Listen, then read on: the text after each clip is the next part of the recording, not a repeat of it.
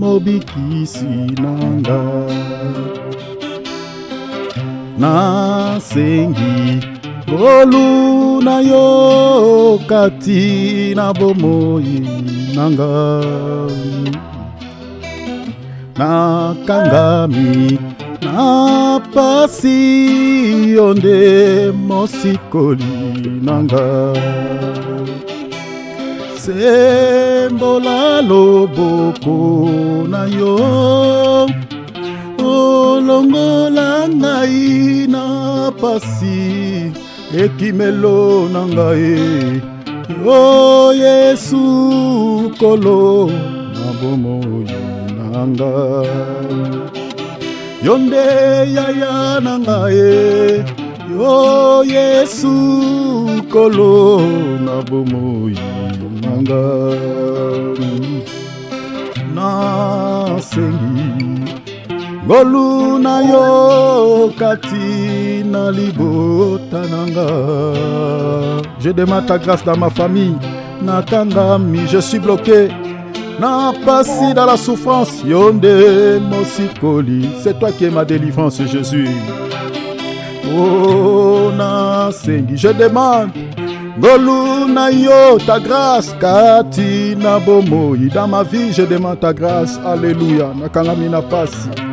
Nakangami na pasi yonde mosikoli nanga sembola loboko na yo olongola nga na pasi ekimelo nanga yo Yesu kolo na bomoi nanga yonde yaya nanga o Yesu kolo na bomoi nanga yonde kimelo nanga yo Yesu kolo na bomoi nanga nasengi, je demande ngolu na yo ta grâce kati na bomoi nanga. Je demande ta grâce dans ma vie. Nakangami, je suis bloqué. Na pasi, je suis bloqué dans la souffrance. Omosikoli nanga sembola loboko, étends ta main dans ma vie. Oh longola ngai, délivre-moi Seigneur dans la souffrance. Ekimelo nanga yo Yesu, tu es mon seul refuge Seigneur. Bomoi nanga yonde yaya, tu es mon grand frère Seigneur. Yo Yesu kolo na bomoi nanga kangola ngai sikola ngai kangola ngai Yesu eho sikolanga kangola bomoi na ngai sikola ngai kangola libota na ngai sikola Yesu eho kangola ngai papa sikola ngai kangola basia sikola olo kangola bomoi na ngai sikola biso kangola o papa sikola Yesu. Alléluia. Délivre-nous. Alléluia. Merci Seigneur pour ta grâce. Merci Père. Que le nom du Seigneur soit béni. Alléluia. Que toute la gloire et l'honneur reviennent à Jésus-Christ. Alléluia. Voilà, chers enfants de Dieu, prenons nos Bibles, prenons nos calepins. Nous voulons partager. Alléluia. Gloire à Dieu. Gloire à Dieu. Gloire à Dieu. Mes bien-aimés, la parole, c'est notre force. Un chrétien qui a la connaissance de la parole, c'est un chrétien qui n'aura plus peur de l'ennemi. Parce qu'il connaît ses droits. Même dans le monde, mes bien-aimés, quand quelqu'un ignore la loi, c'est quelqu'un qu'on peut jouer aussi avec sa vie. Parce qu'on sait qu'il ne sait rien, il est ignorant. Il n'a pas la connaissance. Jésus, quand l'ennemi était venu les combattre, le Seigneur n'avait pas combattu le diable par des prières intenses. Il a combattu Satan par les Écritures. Si vous lisez Matthieu chapitre 4, vous allez voir, Jésus a combattu Satan par la parole. Le diable était venu avec des Écritures qu'il avait tordu les sens et le Seigneur a récupéré les mêmes Écritures que le diable utilisait, la même parole que le diable utilisait, le Seigneur l'a vaincu par les Écritures. Le diable dit, il est écrit, le Seigneur dit, il est aussi écrit. Et quand quelqu'un possède, il est aussi écrit, le diable ne peut pas lui résister. Voilà pourquoi, chers enfants de Dieu, il faut aimer la parole. Il faut aimer écouter la parole parce que votre force, votre santé spirituelle en dépend.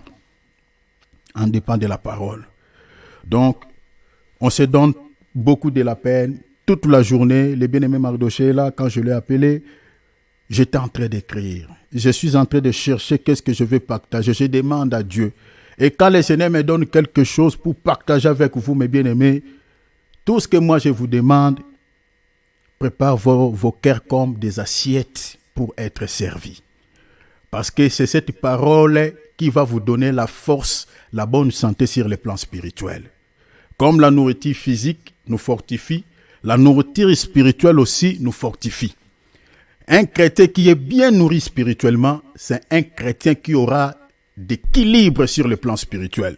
C'est un chrétien qui sera en bonne santé sur le plan spirituel. Voilà pourquoi il faut beaucoup aimer la parole et chercher la connaissance. Au-delà de cela, notre salut éternel aussi en dépend, mes bien-aimés, de la parole, parce que le Seigneur dit, la vie éternelle, c'est ceux qui te connaissent. Il y a le mot connaissance. C'est-à-dire, celui qui a la connaissance, c'est celui-là qui a la vie éternelle. Dans Jean chapitre 5, verset 39, il dit, vous sondez les Écritures parce que vous pensez de trouver en elles la vie éternelle.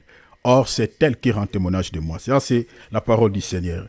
Donc, j'ai introduit mon message, mes bien-aimés, par cette petite exhortation pour nous dire qu'il faut aimer la parole. Dans la maison, il faut beaucoup méditer, il faut beaucoup lire la Bible, il faut beaucoup méditer, il faut beaucoup sonder les Écritures. Tout ce qui vous semble difficile dans la parole, chers enfants de Dieu, nous sommes là. Vous avez nos numéros de téléphone, vous pouvez nous envoyer les textos, soit par écrit, soit via un voice. Et voyez, donc, on sera là, mes bien-aimés, pour pouvoir vous répondre. Donc, il y a quelques-uns qui sont ici déjà, qui m'envoient pas mal de questions via les textos, voice, et je réponds à tout le monde favorablement. Si tu ne m'as jamais envoyé une question, mes bien-aimés, donc je t'ai formé, donc tu peux le faire, donc il n'y a aucun souci, donc il n'y a aucun dérangement. Voilà, moi, en ce qui concerne la parole de Dieu, je ne trouve pas les dérangements. Même si je mange, j'arrête. Je te réponds parce que c'est mon travail. Alors, le Seigneur de gloire bénisse votre présence tous. Gloire à Dieu. Vous soyez vraiment bénis, soyez bénis. Que le Seigneur vous soit favorable dans tous les domaines qui ne marchent pas au nom précieux du Seigneur Jésus-Christ. Voilà, nous sommes en train de partager sur une thématique qui est hyper importante. Hyper important sur l'enlèvement de l'Église. Mais bien aimé, cette thématique, pourquoi je dis c'est hyper important? Parce que notre salut éternel en dépend. Notre salut éternel en dépend. Tel que nous sommes là, mes bien-aimés, nous sommes en train de chercher, pas deux, trois choses, pas quatre choses, mais nous sommes en train de chercher une seule chose qui n'est rien d'autre que, mes bien-aimés, le royaume des cieux. Être un jour auprès du Seigneur. C'est lui notre Père, parce que c'est ça les soucis. Vous savez, nous sommes comme des fils prodigues. C'est-à-dire, on a quitté les pères, nous sommes allés dans un pays éloigné. Le pays éloigné, c'est le monde. Mais les soucis qui se trouvent dans nos cœurs, c'est de retourner vers les pères, parce que dans les pays éloignés, nous n'avons pas la paix. Vous voyez, c'est ça les fils prodigues. Il a cherché à quitter les pères. Il a quitté les pères, il est allé dans un pays éloigné, c'est-à-dire dans le monde. Et là, il commence à vivre, et puis il commence à trouver qu'il y a beaucoup de soucis dans ces pays éloignés, et sa vie commence à entrer dans des complications. Et la première réflexion qui va surgir dans l'esprit de cet enfant, c'est de pouvoir faire quoi? Faire alia, ou le retour vers son père. Mais bien aimé, c'est ça le souci de tous les chrétiens. Parce que les fils prodigues, c'est les chrétiens. C'est-à-dire les soucis qui se trouvent dans nos cœurs ici, mais bien aimé, c'est de retourner un jour vers le Père, parce que c'est là où nous allons vivre en paix. C'est là où nous allons vivre en paix. Voilà pourquoi notre thème principal est intitulé « D'où viens-tu? Où es-tu? Et où vas-tu » Nous venons d'où? Nous venons du Père. Où es-tu? Nous sommes dans le monde. Où vas-tu? Nous allons retourner vers le Père. La mort, en réalité, n'existe pas. Vous voyez? La mort n'existe pas. La mort n'existe pas en réalité. Donc, ceux qui sont morts en Christ ne sont pas morts. Donc, pourquoi? Parce que ces gens-là que nous voyons morts, ils se sont séparés seulement de leur chair. Parce qu'eux-mêmes, ils savent qu'ils ne sont pas morts. Quand les gens le plairent, ils disent, oh, pourquoi ils me plairent? Après, il va se rendre compte que je ne suis pas en contact avec le monde, mais je continue à vivre. Parce que nous sommes des éternels selon la Bible. Tels que nous sommes là, nous sommes des éternels. Vous voyez?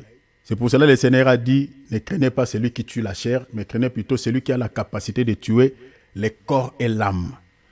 Vous voyez? La maladie peut tuer la chair, mais tu ne tueras jamais ton âme. Le diable peut tuer ta chair, mais ne tuera jamais ton âme. Les sorciers peuvent tuer ta chair, mais ne tueront jamais ton âme. Vous voyez cela? Donc ne tueront jamais, parce que celui qui a la capacité de tuer l'esprit, c'est le Seigneur Jésus-Christ. Alors, notre espérance merveilleuse, c'est l'enlèvement. C'est l'enlèvement. Donc nous sommes en train de chercher, mes bien-aimés, comment est-ce que cela, à comprendre plutôt comment est-ce que cela aura lieu. Et quel comportement devons-nous adopter, vous voyez, pour pouvoir hériter le ciel ou pour pouvoir être enlevé. Parce qu'il y a un comportement adopté. Et nous sommes en train d'étudier pour pouvoir comprendre la profondeur de ce sujet. L'enlèvement, on l'entend parler, c'est quoi?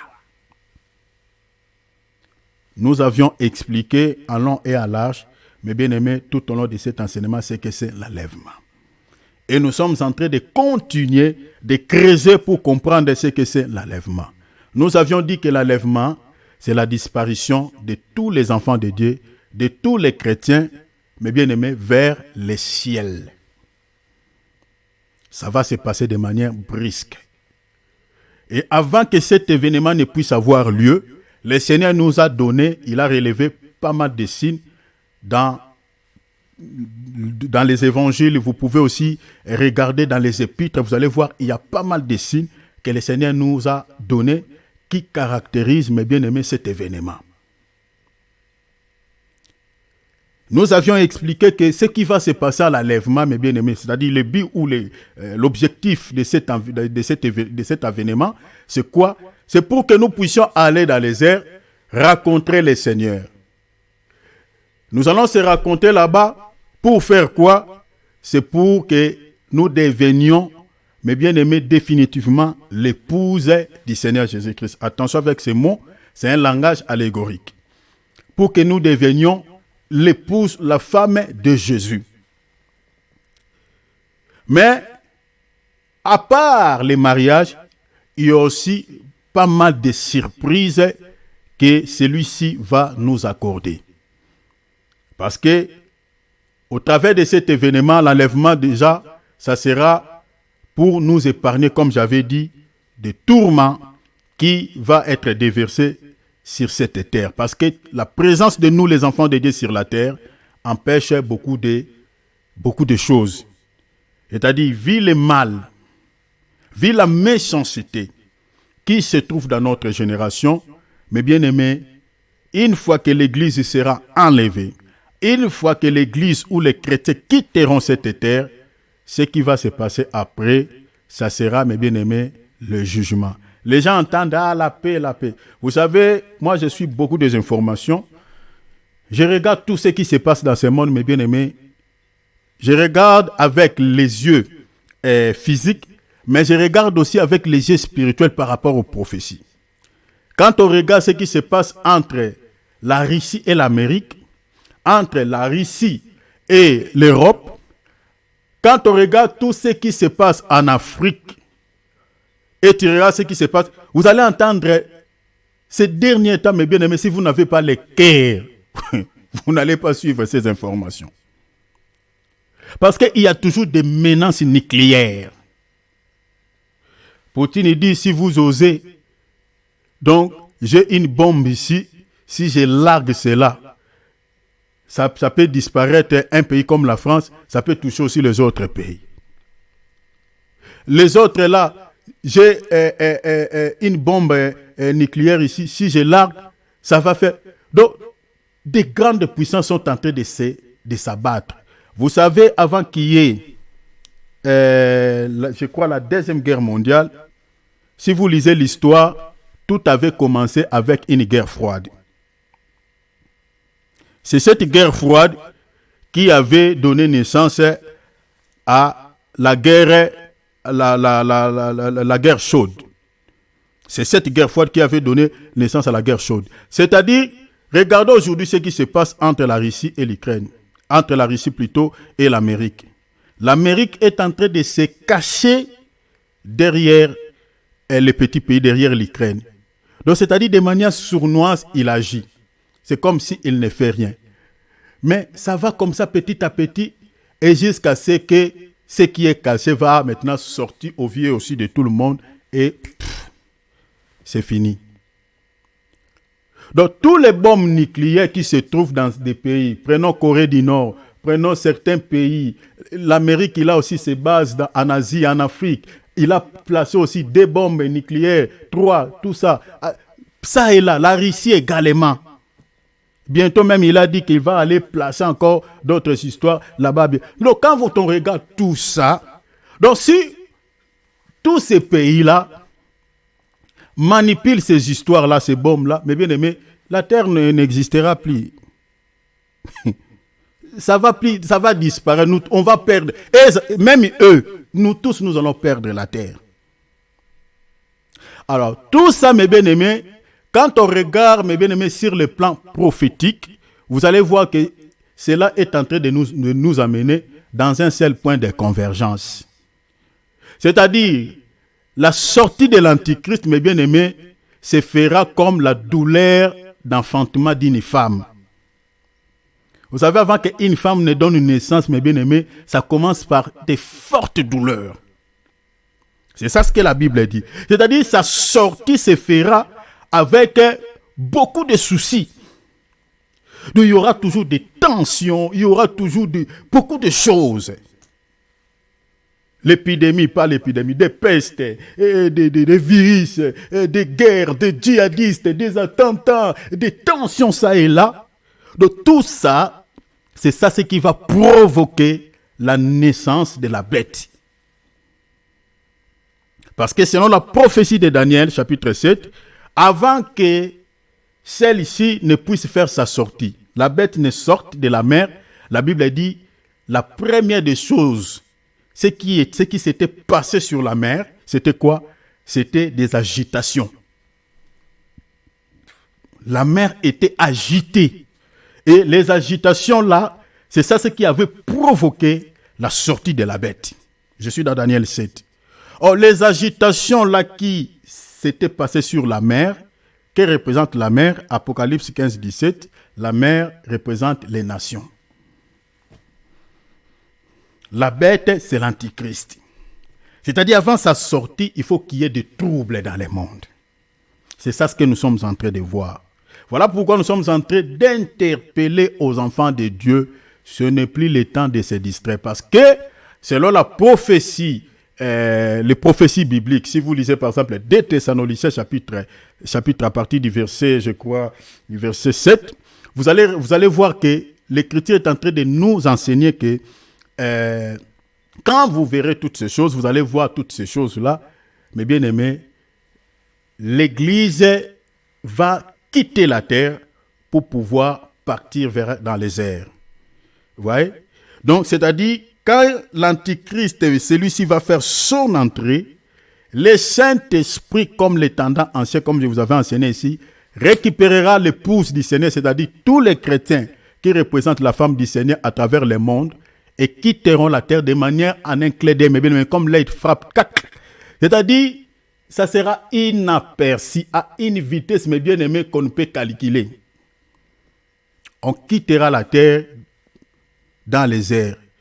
Et sur la terre, mes bien-aimés, ce qui va se passer, les gens vont constater qu'il y a la disparition des gens. Les gens se sont dispersés. Les médias en parleront, les réseaux sociaux en parleront. Mes bien-aimés, c'est-à-dire, les informations vont, c'est-à-dire, ça sera un deuil mondial. Il y aura un deuil partout et personne ne saura maîtriser, mes bien-aimés, ces moments ou ces temps-là. Parce que dans chaque famille, il y a des enfants de Dieu, il y a des chrétiens qui vont quitter de manière brusque pour aller dans les airs. Pourquoi il y aura des deuils? Pourquoi il y aura de pleurs? Parce que l'enlèvement de l'Église va créer beaucoup de soucis. Parce qu'il y a des couples qui sont chrétiens, c'est-à-dire soit l'homme partira, la femme restée, soit la femme partira, l'homme resté, soit tous deux partiront. Donc vous allez voir qu'il y aura des divorces forcés. L'enlèvement va séparer des couples. Soit l'homme est parti, soit la femme est partie, l'autre est resté, soit les enfants sont partis, les couples sont restés sans enfants. Donc, ça sera des choses comme ça. Vous remarquez déjà la douleur qui aura lié au sein des familles. Vous voyez? Soit il y a des enfants qui partiront, le père et la mère, soit c'est-à-dire le couple, vont rester avec peut-être un seul enfant. Vous voyez? Donc, il y aura des accidents. Prenons par exemple le chauffeur de bus qui est par exemple chrétien, qui part en enlèvement pendant qu'il était en train de conduire à une grande vitesse. Le sort de ces bus-là, imaginez. Vous avez un pilote d'avion et les copilotes qui sont des chrétiens. Les machinistes de train qui est chrétien. Le commandant du bateau et l'autre qui sont chrétiens. Une fois qu'ils partent en enlèvement, imaginez. Donc, il y aura quand même pas mal de dégâts. Donc, c'est-à-dire, personne ne saura maîtriser le tempérament qui sera à ce temps-là dans le monde. C'est l'Antichrist maintenant, avec la puissance de Satan, qui va libérer une parole, qui va maîtriser, qui va accorder une paix éphémère pendant 3 ans et demi, qui va maîtriser les choses, qui va calmer la température des gens. Et après les 3 ans et demi, comme la Bible dit, quand vous entendez paix et sûreté, une ruine soudaine le surprendra. C'est-à-dire, après les 3 ans et demi, il tournera sa veste et là, ça sera scandaleux, ça sera catastrophe. Le monde vivra, mais bien aimé, un temps qui n'a jamais eu lieu et qui n'aura jamais eu lieu. Il commettra des choses, la Bible dit, les plus abominables, les plus horribles. Mais bien aimé, la raison pour laquelle le Seigneur va enlever l'Église pour que l'Église ne vive pas ces choses. Mais malheureusement, les chrétiens charnels qui marchent un pied dedans, un pied dehors, rateront l'enlèvement et ils vont rester, c'est-à-dire ils vont nous rejoindre au ciel, mais par la voie de la mort. Ces chrétiens-là passeront par la grande tribulation, ils subiront la maltraitance de la part de l'Antichrist. Donc ces chrétiens-là dans la Bible sont considérés comme les 5 vierges folles. C'est-à-dire, ce sont des chrétiens qui avaient la lampe, mais sans l'huile, qui avaient la parole, mais sans la vie de l'esprit. C'est-à-dire qu'ils écoutent la parole, mais la mise en pratique de la parole, ces chrétiens-là, ça leur disait absolument rien, ça ne leur intéressait pas. Et dans notre temps, nous avons ce genre de chrétiens, mais bien aimés, dans nos églises sont remplies de ce genre de chrétiens. Des chrétiens charnels, c'est-à-dire laodicéens. C'est pour cela, ici, nous sommes en train, mais bien aimés, il faut aimer les serviteurs de Dieu qui vous prêchent la vérité. Même si ça vous fait mal, mais bien aimés, c'est un serviteur de Dieu, il faut prier pour lui. Parce qu'aujourd'hui, il y a des serviteurs qui cachent la vérité aux enfants de Dieu. Si vous lisez par exemple les Romains ici, regardez ce que Dieu dit. La colère de Dieu s'élève dans les ciels contre qui? Contre certaines personnes qui retiennent la vérité captive. Hein? Romains chapitre 1, verset 18, le Seigneur dit, la colère de Dieu se révèle du ciel contre toute impunité et toute injustice des hommes qui retiennent quoi? Injustement la vérité captive. Il y a certains serviteurs qui sont comme ça. Il regarde l'état de son église. Les sœurs s'habillent très mal. Les frères avec des coiffures bizarres. Il y a il y a des divisions dans l'église. Il y a toujours tendance, les gens se battent même à plein culte. Il y a des échanges de paroles. Les gens, ils regardent l'état de son église. Il y a quelques soucis. Mais l'homme de Dieu continue toujours à prêcher des messages qui caressent aux gens au sens du poil. Alors que le Seigneur dit, heureux les serviteurs qui donnent la nourriture au temps convenable. Au lieu de véhiculer un message qui peut régler ces soucis-là. Prêchez la vérité. Prêchez la vérité, regardez l'état de ça. Si quelqu'un est malade, il part à l'hôpital. Prenons par exemple, vous avez, excusez-moi les termes ici, vous avez la diarrhée, par exemple. Vous allez à l'hôpital, vous êtes en train de faire la diarrhée, on vous donne le paracétamol. Qu'est-ce qu'il y a à voir avec la diarrhée que vous avez et le paracétamol qu'on vous donne? Donc, on vous donne un médicament qui n'a rien à voir avec les soucis que tu as. Est-ce que vous allez être guéri? C'est ça le comportement de certains serviteurs de Dieu. Donc, vous regardez que j'ai un souci dans mon église, tel souci. Mais il y a telle maladie dans mon église. Les gens ne produisent pas les fruits de l'esprit. Il y a des comportements acariates, il y a des comportements irascibles. Au lieu de donner un message qui peut soigner cette maladie, toi tu donnes un autre, tu commences à caresser les fidèles au sens du poil. Avec des messages à vous ne mangez pas bien, les messages est caractérisé au social, à la vie des gens. Beaucoup de chrétiens qui nous ont précédés dans l'au-delà, il y a certains qui pleurent. Hein? Lui, il croyait que voilà, être chrétien, il a dit tu peux être chrétien et garder quelques péchés. Et le serviteur de Dieu a caché la vérité à ces chrétiens. Il est mort, il se retrouve dans l'au-delà, il pleure. Il dit, mon pasteur ne m'avait pas dit. Le Seigneur dit, toi-même, tu n'avais pas la Bible pour lire dans ta Bible. Combien de fois tu lisais ta Bible? Et puis là, nous sommes en train de dire, lisez vos Bibles. Lisez vos Bibles. Je vous ai dit hier, chers enfants de Dieu, nous sommes les membres, nous sommes comme un corps. Chaque membre dans le corps est utile, fait toujours quelque chose. Il n'y a pas un membre, mes bien-aimés, sur le corps qui ne fonctionne pas, qui ne travaille pas. Tous les membres, mes bien-aimés, travaillent.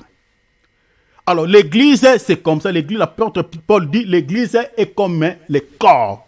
Comme tous les membres du corps, toutes les parties du corps. Donc, si tu fais partie de l'église, il faut savoir quel rôle que tu dois jouer tant que chrétien. Tu dois méditer ta Bible. Tu dois lire ta Bible. Tu dois vivre une vie digne d'un enfant de Dieu. Vous voyez, c'est très important. Parce que personne ne connaît son dernier jour. Alors, la vie de ce monde, c'est une vie éphémère. Même si le Seigneur te donne 250 ans, 350 ans, avec tout ce qui se passe dans ce monde, toi-même, tu vas te fatiguer. Tu diras, Seigneur, je ne sais pas pourquoi je continue à vivre longtemps dans ce monde. Parce que tout ce qui se passe dans ce monde, ça nous inquiète. Ça nous emmerde. Regarde ce qui se passe à Paris. Au lieu de trouver, la solution est simple. Est simple. Regarde la tension. Si vous regardez les informations, ce qui se passe à Paris. La solution est simple, mais ils ne veulent pas. Ils ne veulent pas. Un seul individu, peut-être un groupe de gens, qui sont en train de museler les gens avec des lois. Dis donc. Les gens réclament, nous ne voulons pas ça, changez ça. Mais, qui les écoute? C'est ça le monde. Alors, n'attendons rien de la part de ces gens. Mais bien aimés, l'enlèvement de l'Église est tout proche. Nous devons s'apprêter pour le départ. tout ce que nous sommes en train de voir, les tensions qui sont dans ce monde, mes bien-aimés, nous préparent pour le départ. C'est comme la douleur de l'enfantement, mes bien-aimés. Tous ces désordres qui se trouvent, mes bien-aimés, dans ce monde, ne préparent que la sortie de la bête. Donc très bientôt, mes bien-aimés, la bête fera son apparition. Et une fois qu'il sorte, l'Église part. Donc il faut comprendre cela, chers enfants de Dieu. Je ne vous mens pas. Je vous ai démonté dans les Écritures. Et je crois que si Dieu le veut, je parlerai avec l'homme de Dieu, Jéthro. On va creuser encore, on reviendra pour vous expliquer plus en détail. Mes bien-aimés, selon les prophéties et avec quelques appuis, mes bien-aimés, voilà les informations, quelques documents, voilà, pour que vous compreniez par rapport à ce qui se passe dans ce monde, par rapport aux prophéties, quel héritier sommes-nous réellement, mes bien-aimés, dans l'horloge de Dieu. Donc, on va vous expliquer des choses. Alors, nous sommes sur la 4e grande ligne. Nous sommes en train de partager sur les 2e turés. Donc, la 4e grande ligne, nous sommes en train de dire que pourquoi doit-on être enlevé? Nous avions dit que l'enlèvement, c'est pour nous épargner des tourments de la terre. Et puis, nous sommes attelés sur les 2e turés. L'enlèvement sera aussi un moyen pour Dieu de nous récompenser pour tous les travaux que nous abattons pour lui. Donc nous sommes attelés jusque-là à ce niveau. Donc nous avions dit que les récompenses plutôt, ou les prix, donc souffrez avec mon langage. Voilà, des fois les Français, des fois c'est compliqué. Donc c'est que les prix que le Seigneur va nous accorder ici, ou les mérites, donc nous allons les recevoir, donc après les combats.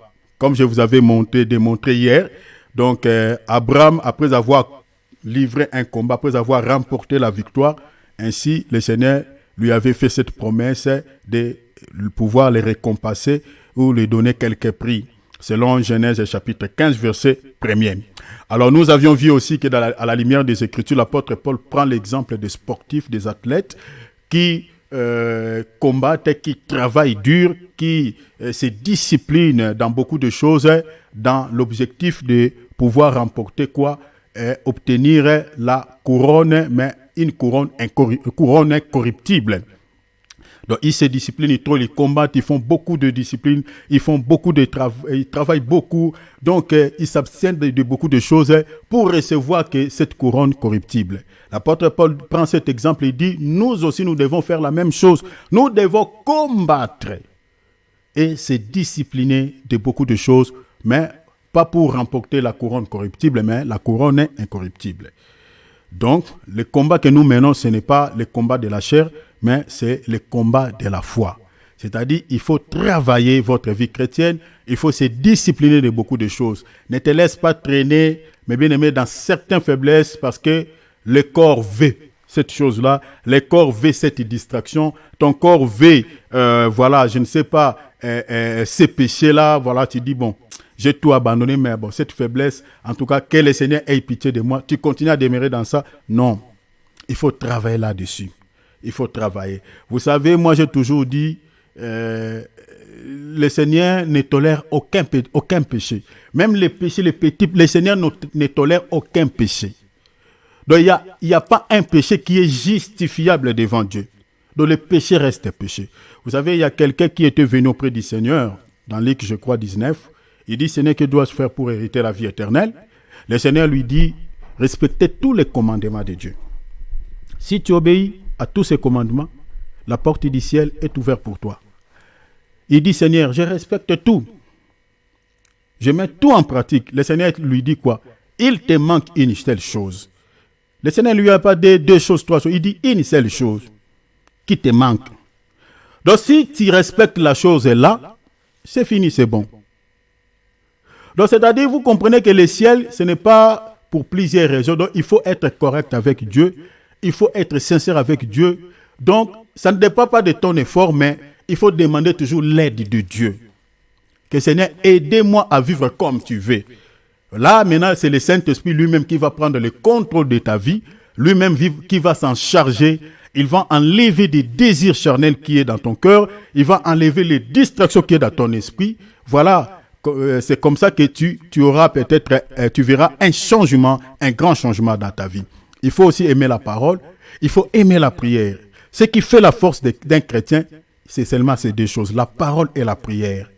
Quand tu aimes ces deux choses, tu verras que le Saint-Esprit sera toujours à ton côté. Il sera toujours avec toi.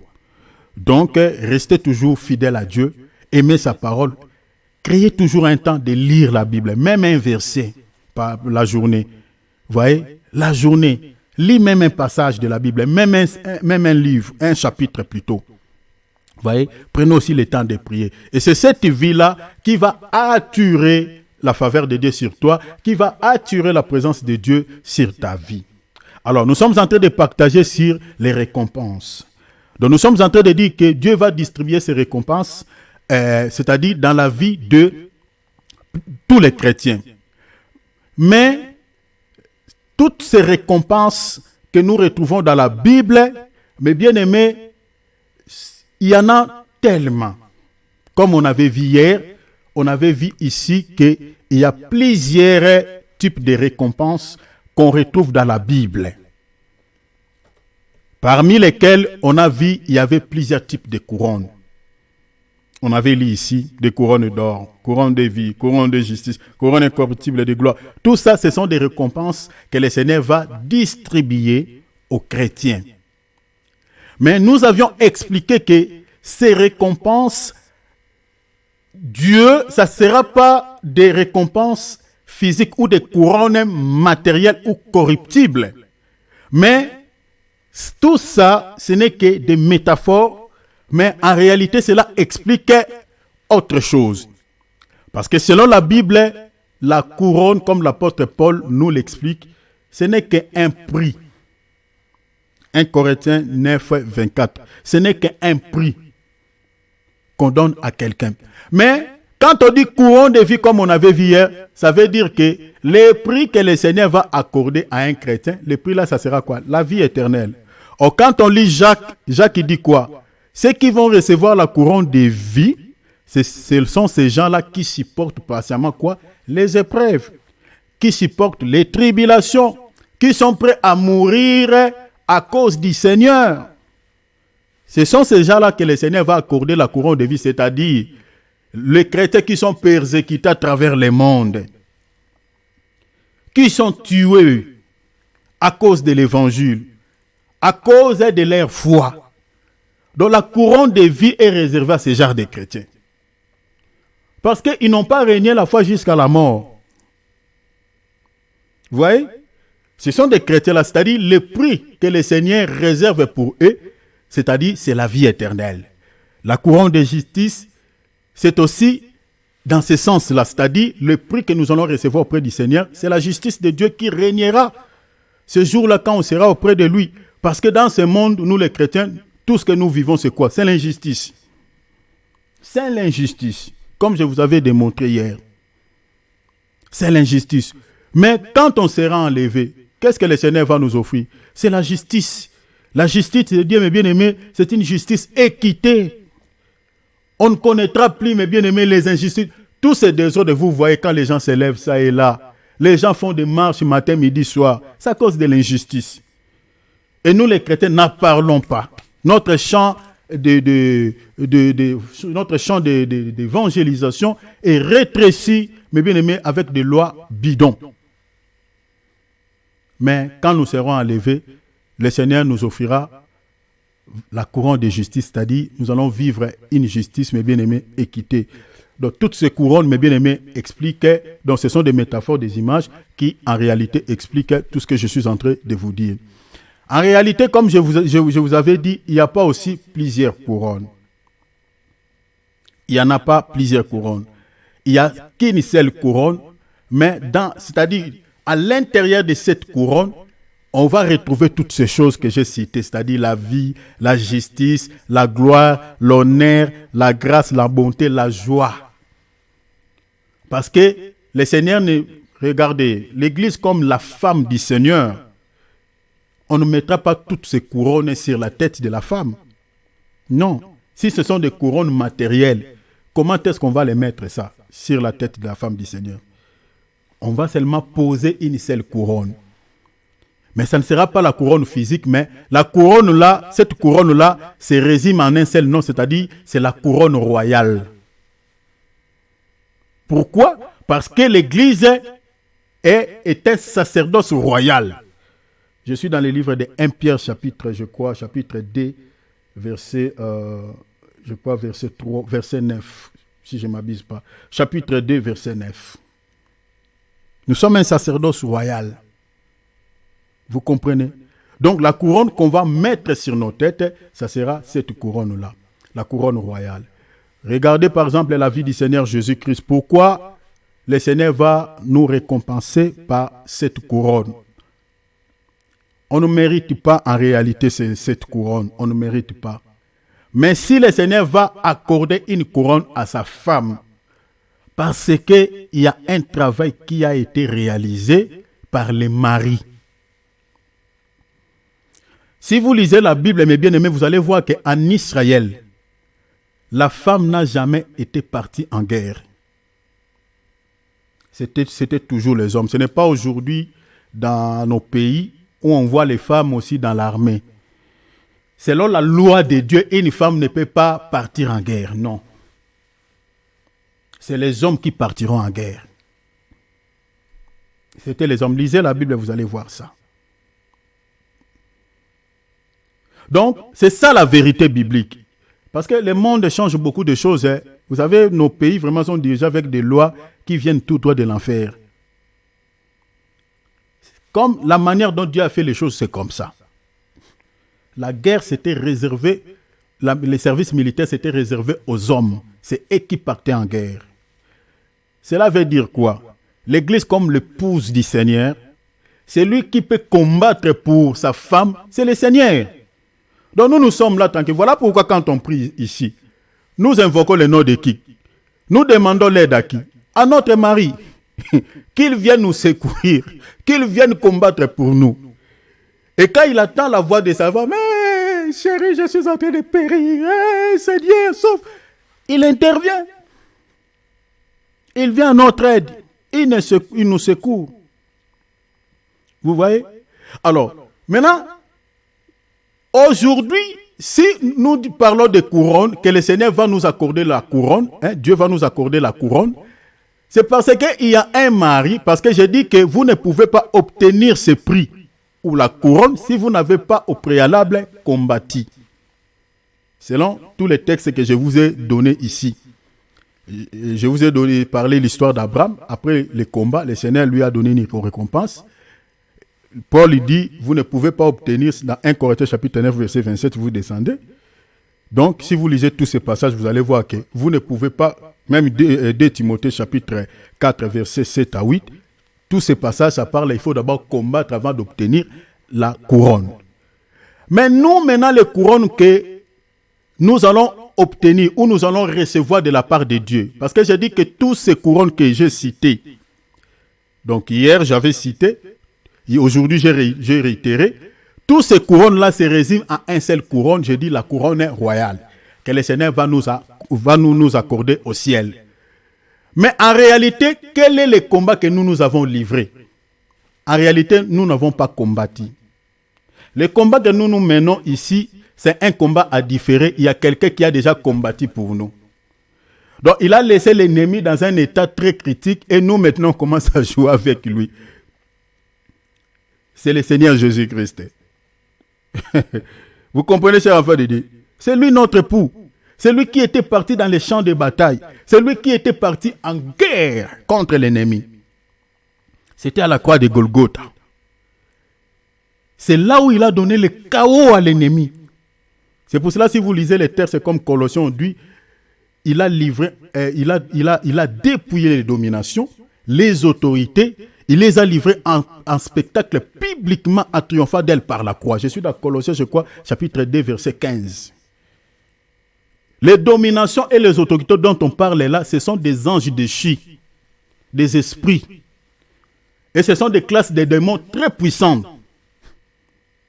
Et Paul dit dans Ephésiens 6, verset 11, il dit, nous n'avons pas à lutter contre la chair, mais contre les dominations. Vous voyez? Donc on lutte contre eux, mais les maris... Attends, j'aimerais qu'on lise ça pour que vous compreniez que je ne vante pas les choses, chers enfants de Dieu. Regardez ce que Colossiens dit. Je suis dans Colossiens. Regardez, lisez, vérifiez avec moi, s'il vous plaît. Il faut lire, chers enfants de Dieu. Nous sommes les enfants de Dieu. Il faut lire.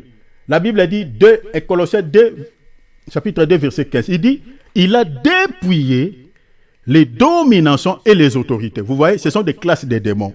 Si vous vérifiez, vous allez voir ça. Je peux vous donner même d'autres textes, vous allez voir. Ce sont des classes des anges. Parce qu'il y a aussi des anges saints qui sont des dominations des autorités.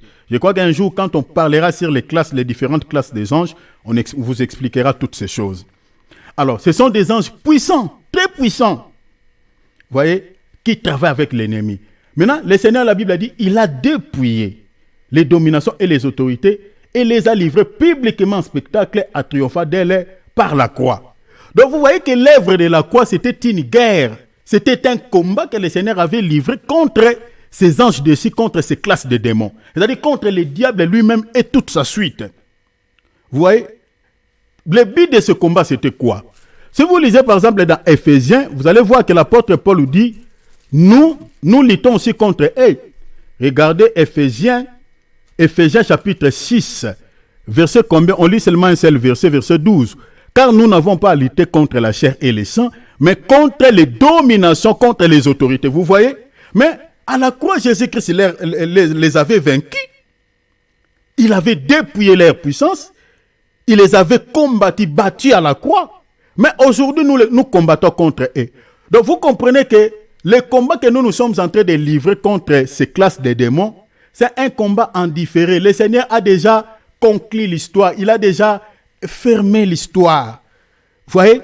Donc, il avait dépouillé ces esprits. Voilà pourquoi aujourd'hui, nous, tels que nous sommes là, un simple nom de Jésus, les esprits là se dispersent. Parce qu'ils sont plus forts. Donc, les enfants de Dieu tels que nous sommes là, mes bien-aimés, nous sommes errés. Nous sommes errés. Ces esprits n'ont aucune puissance sur nous. Ne peuvent plus nous dominer. Parce que notre époux les avait déjà battus à la croix. Les avait déjà roncés sérieusement à la croix. Et aujourd'hui, mes bien-aimés, avec un simple nom de Jésus, quand je prie au nom de... Mes bien-aimés, ils se dispersent comme pas possible. Voilà pourquoi dans Marc 16, 17, il dit, à mon nom, vous les chasserez. Toi-même, quand tu chasses les démons, tu ne peux pas te rendre compte. Donc tu dis, mais j'ai prié, je n'avais pas la paix, je me sentais comme ça, mais quand j'ai prié au nom de Jésus, je me sens maintenant bien. Mais l'esprit là qui cherchait à te troubler là, ces dominations, cette autorité là, c'est lui qui voulait te compliquer la vie, mais quand tu as prononcé son nom, il est parti. Mais avec quel pouvoir? Non, en réalité, ils n'ont plus la force sur nous. Ils n'ont plus à pouvoir nous assujettir. Pourquoi? Parce qu'ils sont faibles devant nous. Parce que le Seigneur leur avait combattu. Pourquoi je suis allé là-bas? Je suis allé là-bas pour nous expliquer que, en réalité, les couronnes ici, nous ne les méritons pas. Mais c'est parce qu'il y avait quelqu'un qui avait combattu pour nous à la croix. C'est par les combats qu'il avait livrés. C'est par ces combats qu'il avait livrés contre ces entités. Et qu'aujourd'hui, nous, après ces combats, maintenant, Dieu peut nous donner comme rétribution quoi? Cette récompense qui n'est rien d'autre que la couronne ou la couronne royale. Vous allez comprendre par ceci. Le Seigneur à la croix de Golgotha, si vous lisez la Bible dit quoi? Qu'est-ce qu'on avait posé sur sa tête? Une couronne d'épines. Je ne sais pas si vous avez vu quelque chose, chers enfants de Dieu. Vous voyez? Mais bien aimé, ce qu'on avait posé comme acte sur lui, la couronne d'épines qu'on avait posée sur sa tête, mais bien aimé, ce n'était pas pour rien. Tout ce qu'on avait fait dans la vie de Jésus-Christ, mes bien-aimés, c'était prophétique. Ces habits qu'on avait déchirés, ces habits qui se trouvaient entre les mains des Romains, tous ces mouvements, mes bien-aimés, il y a des explications dans la Bible. Parce que le fait qu'on l'avait laissé tout nu, la nudité explique quoi? Le péché. Rappelez-vous, non, l'église de Laodicée, le Seigneur dit tu es nu. Il parlait du péché. Donc, c'est-à-dire, il est devenu péché à notre place. C'est ça le symbole de la nudité. Voilà pourquoi on l'a crucifié sans vêtements. Ce qu'on met dans les films et dans les cinémas, on a mis un linge comme ça. Non, ça c'est le cinéma. Le Seigneur était mort à la croix tout uni, sans habit, sans vêtements, tout uni, pour expliquer qu'il avait pris notre péché.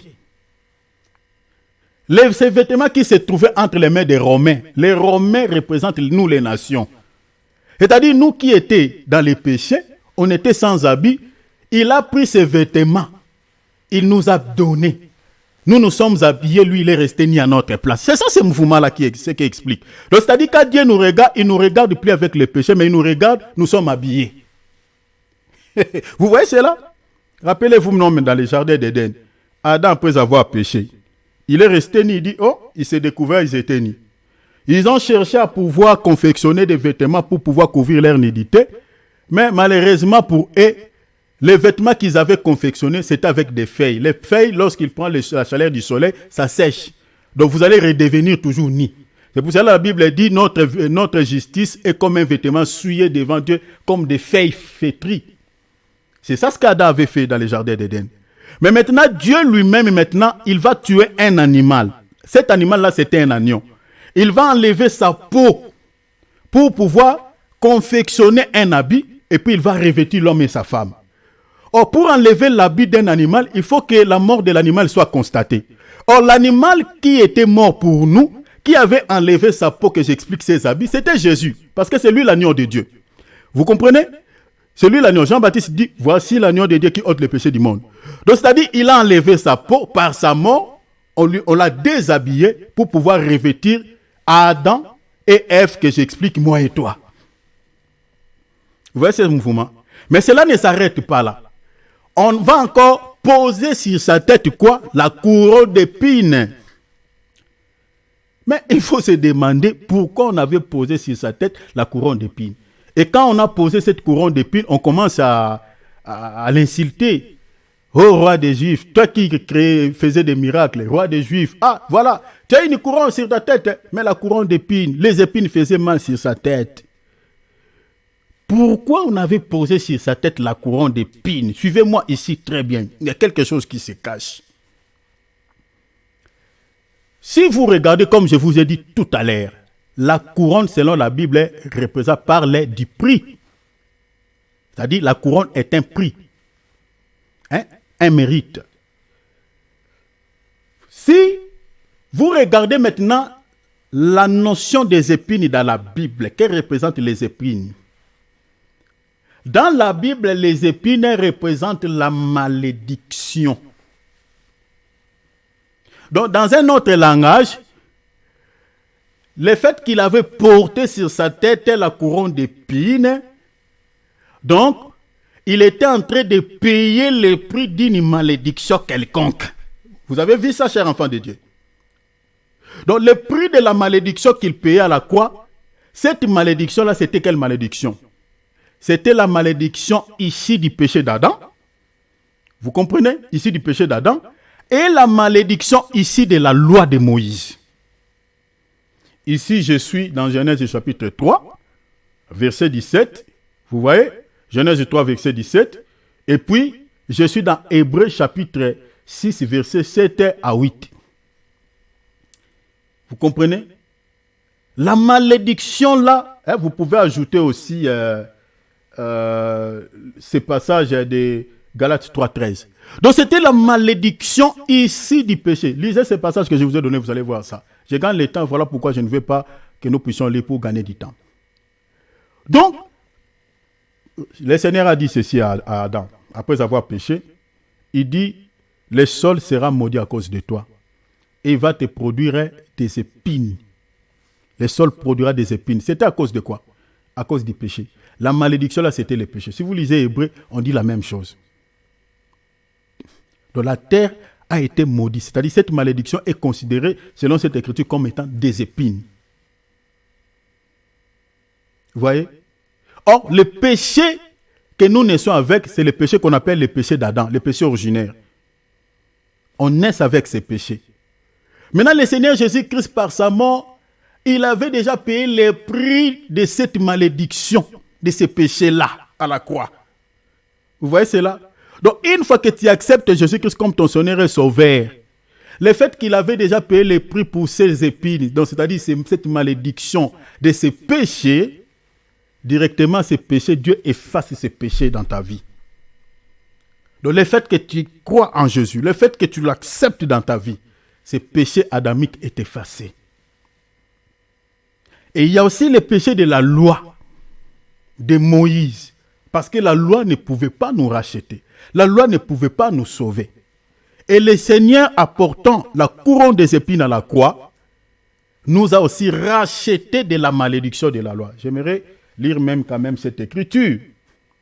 Regardez 1 Corinthiens chapitre 6, verset 20. La Bible dit quoi? Car vous avez été rachetés à un grand prix. Ah, vous voyez? Or, la couronne, c'est un prix. Donc, le fait qu'il avait porté ces couronnes-là, le prix là, c'est ça. Il dit, glorifiez donc Dieu dans votre corps et dans votre esprit qui appartient à Dieu. Vous voyez? Mais maintenant, regardez dans Galates 3, verset 13, la Bible dit quoi? Christ nous a rachetés de la malédiction. Ah, vous voyez? Or, ici, on dit, il nous a rachetés à un grand prix. Donc, le rachat là, c'était quoi? Le prix qu'il avait payé, c'est pour nous racheter, selon Galates 3, 13, pour nous racheter de la malédiction de quoi? Malédiction de la loi. Vous voyez cela? La Bible a dit, étant devenu une malédiction pour nous, car il est écrit, maudit soit quiconque est pendu au bois. Ah, vous voyez? Donc la raison pour laquelle, mes bien-aimés, on avait posé sur sa tête la couronne d'épines. Donc cette couronne d'épines, il y avait toute une explication là-dessus. Donc c'est pour les rachats de la malédiction d'un peuple que j'explique, moi et toi. Vous voyez le combat que le Seigneur avait livré à la croix? Et ce combat, la vie qu'il avait porté, la couronne d'épines, qui explique le prix qu'il avait payé pour nous racheter de la malédiction de la loi et de la malédiction du péché d'Adam. Aujourd'hui, maintenant, nous sommes enfants de Dieu. Le jour de l'enlèvement, maintenant, le Seigneur va nous accorder maintenant la couronne royale parce que lui, il avait déjà payé le prix. Si vous regardez, je vais terminer ici par cette histoire. Si vous regardez par exemple l'histoire de notre sœur Esther, vous allez remarquer que Esther, cher enfant de Dieu, ce qui s'était passé, vous allez remarquer que le roi lui avait aussi donné comme récompense cette couronne. Mais j'aimerais d'abord qu'on puisse lire d'abord cette histoire et vous allez comprendre ce que je suis en train de dire. Regardez, lisons Esther. Je suis dans Esther chapitre 2. Parce que cette sœur, elle est l'image parfaite de l'Église. Regardez ce qui s'est passé et nous allons terminer par ici. Je suis dans Esther chapitre 2. Je lis à partir du verset 10.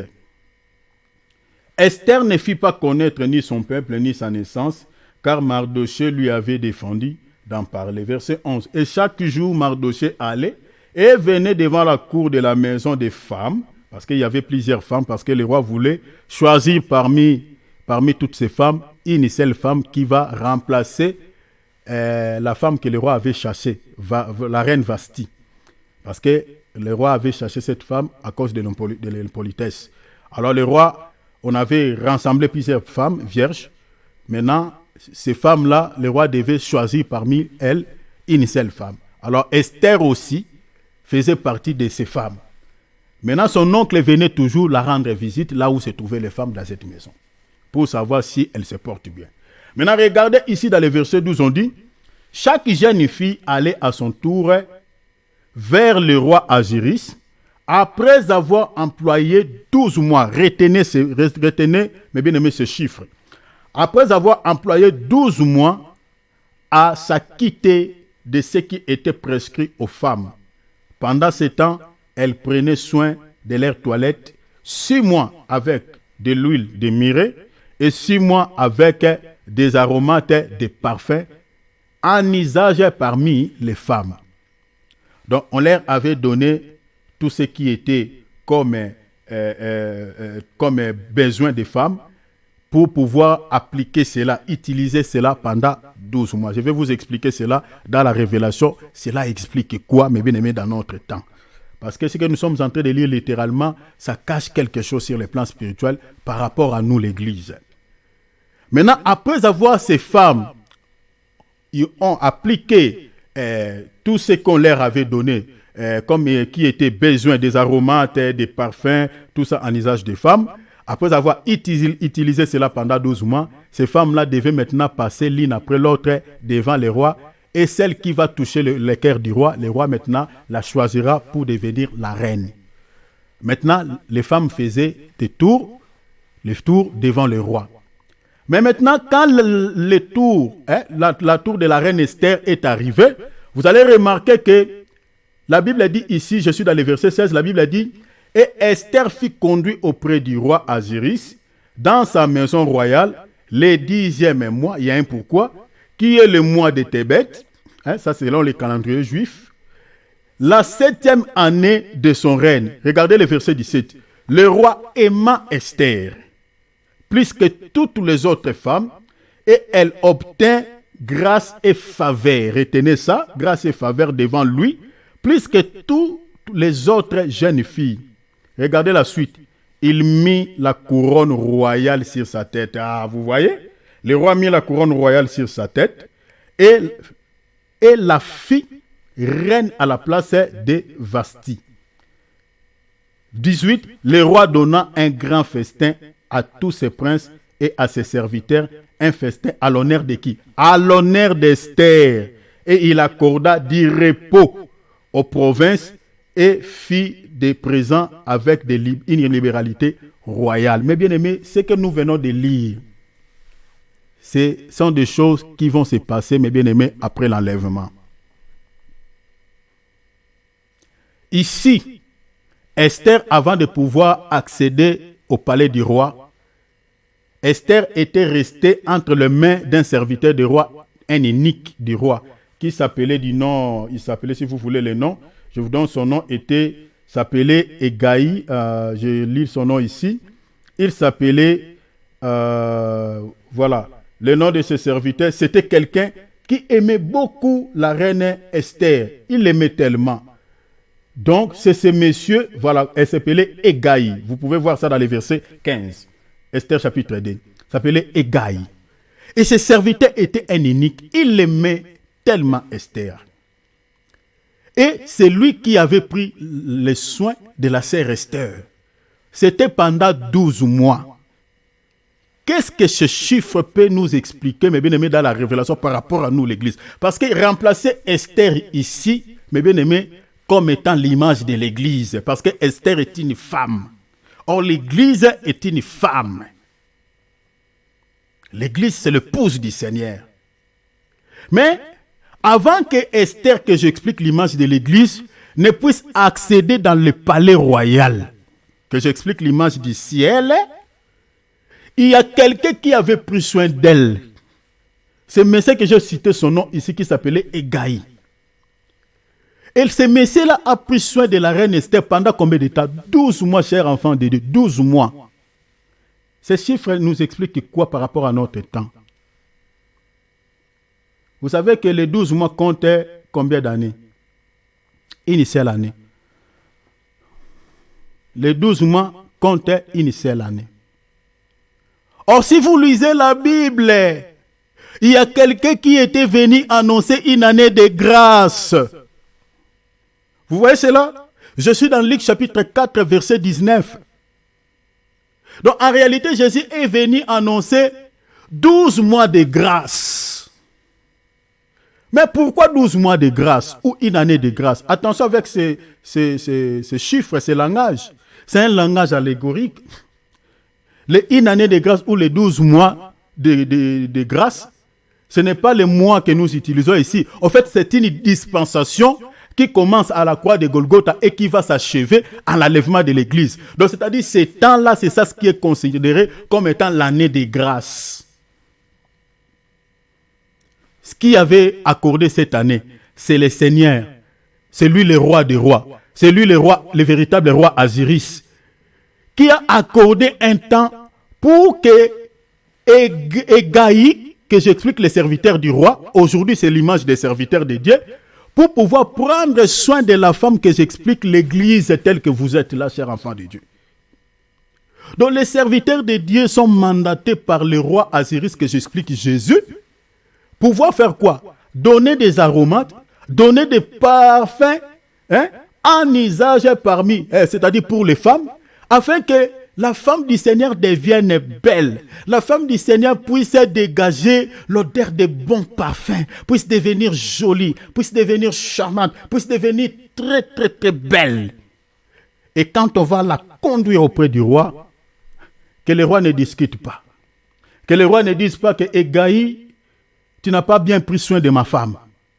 Égaï, aujourd'hui, c'est l'image des serviteurs de Dieu qui vous enseignent la parole de Dieu. Donc, ce que les serviteurs de Dieu sont en train de faire, ils sont en train de soigner l'épouse du Seigneur comme ces serviteurs du roi Égaï. Ils sont en train de soigner la femme du roi, lui donner tout ce qu'il faut pour que la femme du roi devienne belle, pour que Esther, que j'explique l'église, devienne belle avant d'accéder dans le palais du roi. Et les aromates, le parfum que nous sommes en train de vous donner, c'est tous ces versets bibliques que nous vous donnons. C'est cette parole, c'est ces enseignements, c'est ces exhortations que nous vous donnons tous les jours. C'est pour que cela change votre nature. Parce que la beauté ici, ce n'est pas la parure extérieure, mais c'est la parure intérieure. C'est cette parure-là qui attire les regards de l'époux vers sa femme.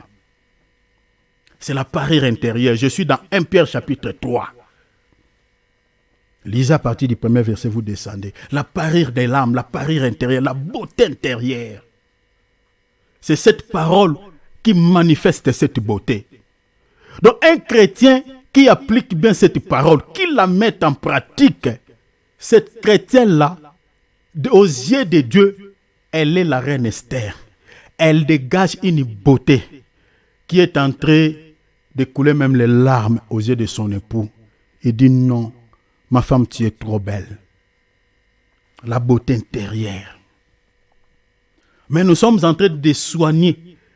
Nous sommes en train de prendre soin de la reine Esther que j'explique vous pendant 12 mois que j'explique l'année de la grâce. Et cette année est en train d'aller vers son achèvement. Cette année est en train d'aller vers à sa fin. Et le rôle du serviteur, on va maintenant conduire la femme, vous voyez, vers son mari.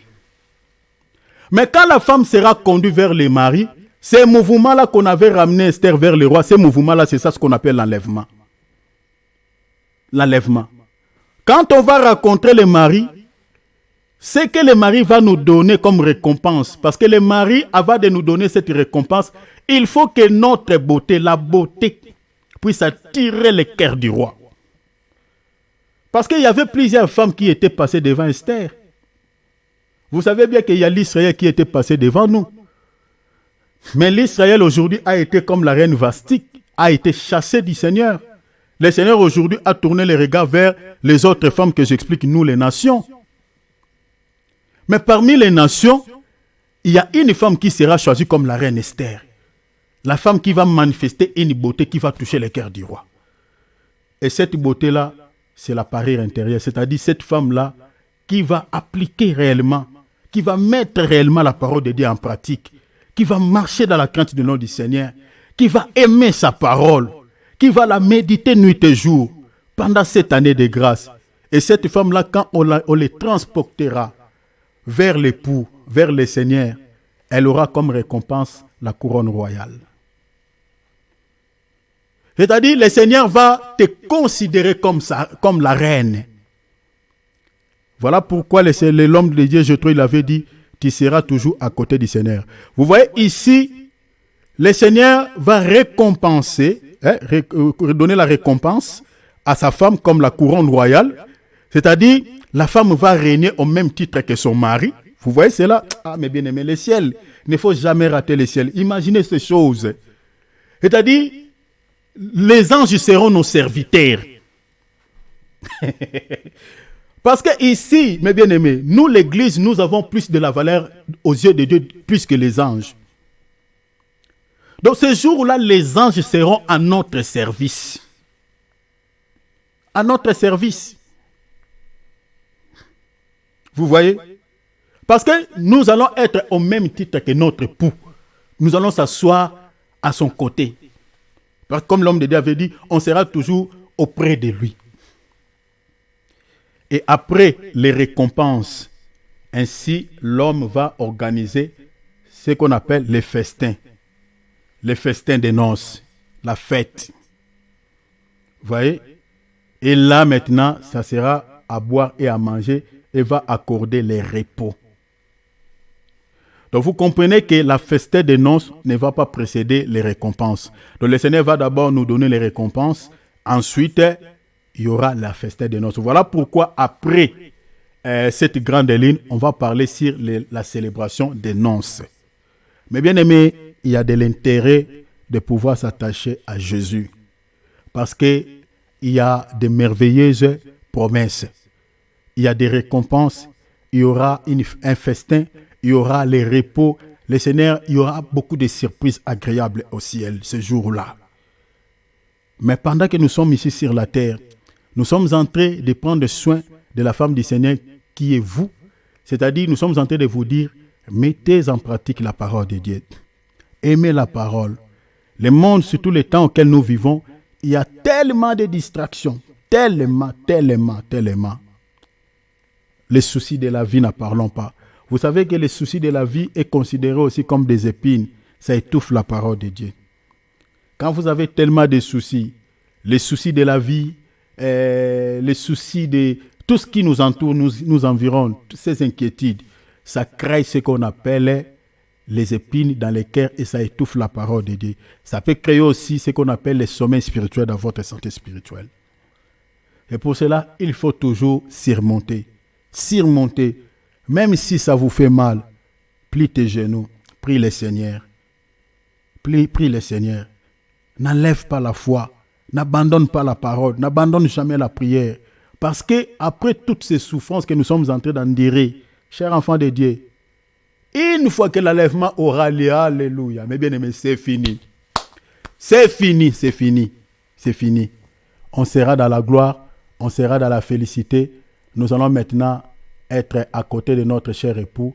On sera là définitivement auprès du Seigneur. Et nous allons oublier toutes ces souffrances. Voilà, chers enfants de Dieu, ce que je voulais partager avec nous. Attachons-nous à la parole, attachons-nous à Jésus, mes bien-aimés. Voilà, que le Seigneur vous bénisse pour le temps que vous avez accordé à sa parole. Soyez bénis, demeurez bénis, soyez fortifiés, persévérons-nous, continuons à méditer, continuons à prier, continuons à lire la Bible, mes bien-aimés, à s'attacher toujours à Jésus, qui est notre Seigneur et Sauveur. Alléluia.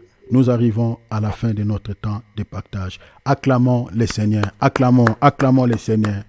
Acclamons-lui, donnons-lui gloire. Donnons-lui gloire. Alléluia. Il est notre Dieu.